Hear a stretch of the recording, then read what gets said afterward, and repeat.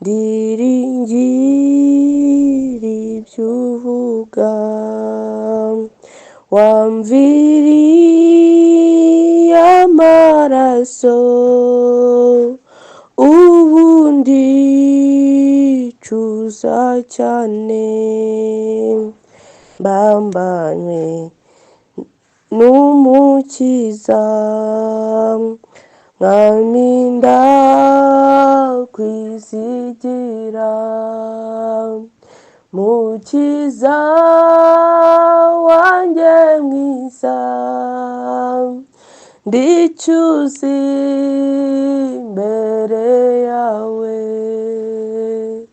mwami Yesu unkize ubu.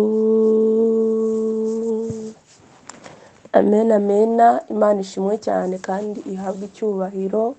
Ishimwe ko wongeye kongera uyu munsi ku buzima bwacu, iduha amahirwe n'umugisha byo kongera kubaho mu isi y'abazima bahumeka kandi bakora, bafata imyanzuro kandi bagira ingamba bafata.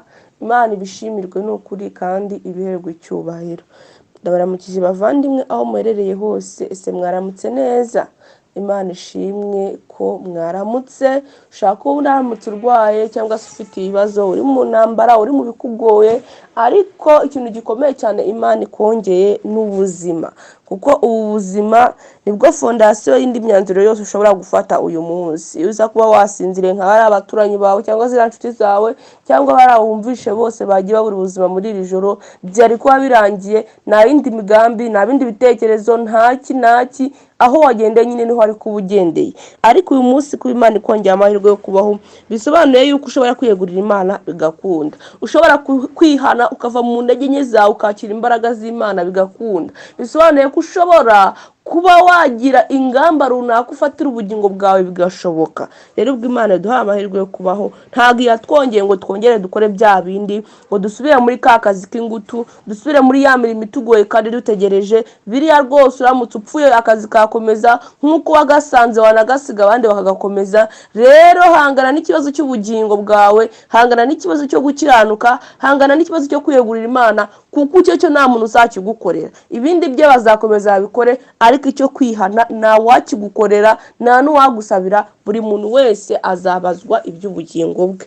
Rero kugendana na Kristo uyu munsi ni ibyiringiro byanjye, kandi ni ibyiringiro kuwizera wese. Utarizera ntabwo yagendana nawe, kuko nimba twiringira Imana, niba twizera Imana, dukwiriye kwizera yuko iriho kandi ikagororera abayizera bose. Reka dusenge ubundi tuganire ku magambo y'ubugingo.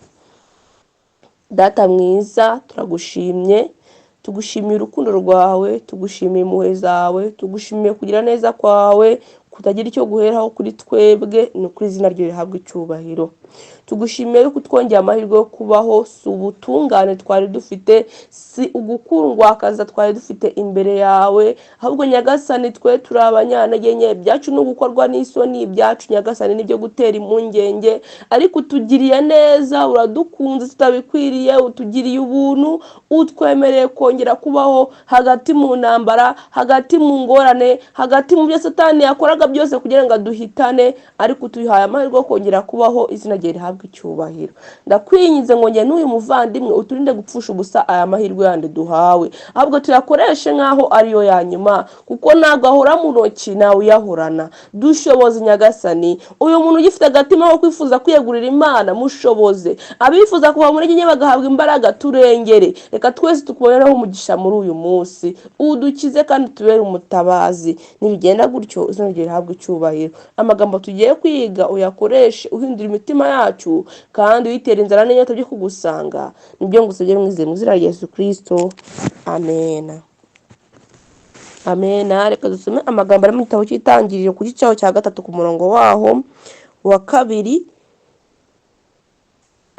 Yego, hari amagambo avuga ngo, uwo mugore arayisubiza ati, imbuto z'ibiti byo muri iyi ngobyi twemererwa kuzirya, keretse imbuto z'igiti kiri hagati y'ingobyi n'iz'Imana yatubwiye iti, ntimuzazirye, ntimuzazikoreho, mutazapfa.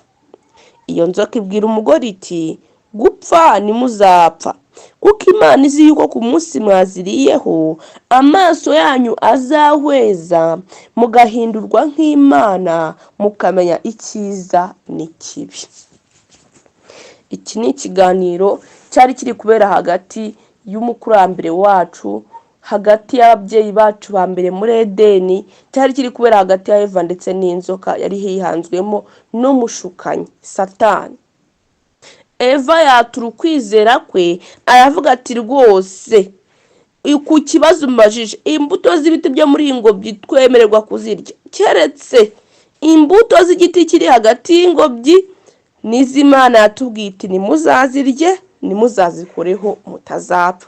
Iri ni ijambo yari afite Imana yamubwiye, ariko mu by'ukuri ntago ryari rifite imbaraga n'ubushobozi muri we, kuko yari yateze amatwi umushukanyi.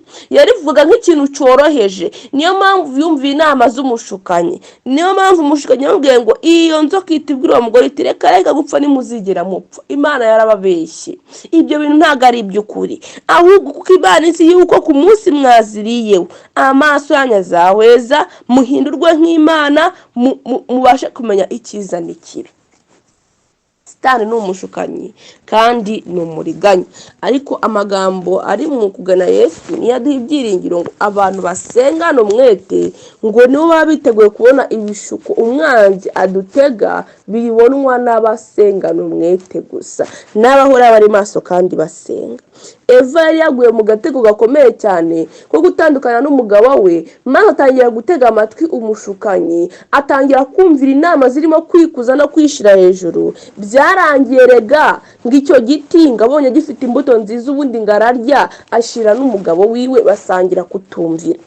Igiti yatinyaga, igiti yabonaga gishishana, igiti yarazi yuko rwose adakwira no kurambura ikiganza cye kwakira kuri izo mbuto, kubwo kumvira inyigisho z'umushukanyi yarafashijwe, imyumvire irahinduka kuri icyo giti, atangira kumva ari ikintu cyiza kigiye gutuma rwose akura akajya hejuru, akagira ubwenge burengeranye kubw'ubwibone no kwikuza, ubundi yifuza kukiryaho. Imana turengere bavandimwe. Natwe muri ubu buzima bwa buri munsi, iyo duteze umwanzi amatwi, iyo duhaye umushukanyi umwanya ukicara ukamara nk'amasaha abiri utekereza ku bintu by'umushukanyi n'inyungu zabikuramo, uvuga ati nkoze kuriya nakora uku, nakunguka ibi, nubwo naba memutse bwose ariko nabona mizi nyungu, yewe ntukwiriye no kubiha n'umunota umwe. Ntabwo twabuze inyoni ibiguruka kutuguruka hejuru, ariko yago dukwiriye kubyemera bitwarikamo.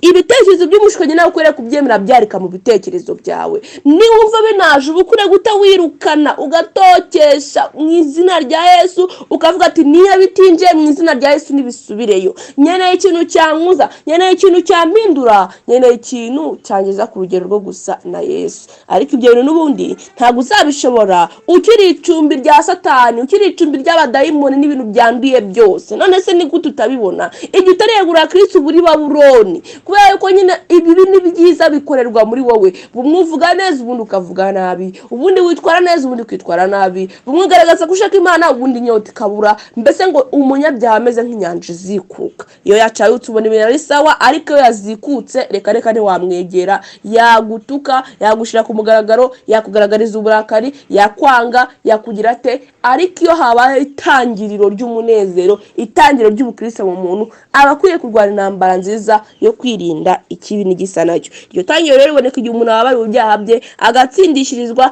akabyara ubwa kabiri. Niba udafite iyi fondasiyo uravuga ngo wica ahantu habuzanijwe, nushaka uhicara ubizi, cyangwa ufata umwanzuro wo kuhava, utangira winginga Imana uyu munsi ngo mwami ndengera, rengera ubugingo bwanjye, ndengera kuri uyu mwanzi ntwaza igitugu, ndengera kuri uyu mwanzi wari unkoresha ibyaha, nzura nk'uko ijambo ryawe ryasezeranije, ndifuza gutsindishirizwa n'ubuntu bwo kwizera, ndifuza kubabarirwa ibyaha, nkahinduka umwana w'Imana, nkaba ahantu nkwiriye kuba, nzabana mfite ibyiringiro by'uko Kristo nagaruka tuzabana mu bwiza bwe. Reka dusome amagambo n'ubundi ari mu Nteguza volume ya mbere ku ipaji ya 5 kwisubi yaho ya mbere ngo uburyo umuntu yahindanije ubwo butungane ngo ubwo umushukanyi yihangaga mu nzoka yamuteye gushidikanya itegeko ry'Imana yari yarahawe ryo kutajya ku giti cy'ubwenge kimenyesha icyiza n'ikibi. Yihatira kumvira umushukanyi, asoroma ku matunda y'icyo giti cyabuzanijwe ararya, ndetse ashyira n'umugabo we basangira kutumvira. Adamu amaze gucumura yibwira ko yisumbuye mu byo kubaho gushya, ariko bidatinze aterwa ubwoba no gutekereza iby'igicumuro cye. Umwuka wari mwiza ugasusuruka, noneho ubasusira nk'ukonje. Abo bantu bombi bacumuye bimenyaho icyaha cyabo, bimvamo gutinya ibizaba, bumva bakeneye cyane, bafite ubwambure bw'umutima, urukundo rwiza, amahoro n'umunezero wo kunyurwa bisa naho bibakuwemo, maze mu cyimbo cyabyo bibonamo ubukene bw'ibyo batigeze kumenya mbere hose. Imana iturengere. ngo ubwo nibwo bwari ubwa mbere bireba uko bameze inyuma. Mbere hose ntabwo bajyaga bambara, ahubwo bajyaga batwikirwa n'umucyo nk'abamarayika bo mu ijuru. Uwo mucyo wajyaga ubagota urakamuka cyangwa se uramuka, kugira ngo boroherwe no kwiyumvamo ubukene n'ubwambure, batekereza ibyo gushaka umwambaro w'imibiri yabo. None se bajyaga guhinguka imbere y'Imana n'abamarayika batambaye? Imana itugirire neza. Ndinginga cyane ngo Imana igendere ubugingo bwa buri wese uyu munsi yimenye uko ari. Aba barimenye ariko bafata umugambi wo kwihisha no guhisha ubwambure bwabo. Nawe rero wihita wiruka ngo ngenda senga mfite idini riri oya. Niba umenye ubwambure bwawe ko wavutse utandukanijwe n'Imana, tangira usha uko wakwiyunga nayo, bitabaye ibyo ngibyo aho wihisha hose n'ibihuru wihishemo, nutabivamo ngo wakire Yesu. Wihane muvandimwe wanjye, ndakubwira inkuru iteye ubwoba kandi itari nziza kuyumva, uri bubirimbukiremo, urabihiramo. Iyo myambaro y'idini wishiraho utarakire Kristo mu bugingo bwawe, izo ngeso nziza witirirwa zitakugaragariramo, biri bukugore, uri bubura wo wihisha, igihe bya buri wese birabigiye kumugaragara. Ndinginga Imana ngo ikwereke Yesu, ndinginga Imana ngo nanjye munyereke ndusheho kumumenya, kuko bibeshaho kandi birakiza. Mbifurije kujyana na Kristo uyu munsi. Reka ubuntu bw'Imana butubane mu izina rya Yesu. Data turagushimye, tugushimira ijambo, izina ryo rihabwe cyubahiro. Reka risoze umumaro waryo muri twebwe. Uko utumvira ko ababyeyi bacu ba mbere kwazaniye ishyano cyaha, nakwinginze ngo dukize ishyano umuntu, nakwinginze ngo dukize kutumvira. Utwigishe kubaho twumvira kandi tukubaha. Abatarakwakira ushoboze kukwakira uyu munsi, abakwakira uduhe kurushaho guhindurwa bashya. Utwiyereke turakwinginze, ubwiza bwawe bwongere kutubonekera. Nyagasani uduhishurire uko turi, udushoboze kwihana no kwambara umwambaro duhawe na Kristo, ariko gukiranuka kwe. Nibyo ngusabye nizeye mu izina rya Yesu Kristo. Amen.